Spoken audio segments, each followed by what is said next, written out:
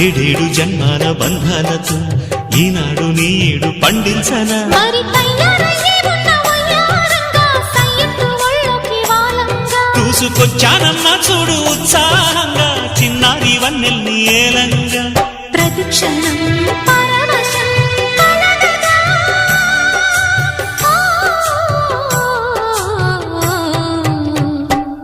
మనసా పలకవే మధుమాసపు కోయిలవై చెలివే తెలుపవే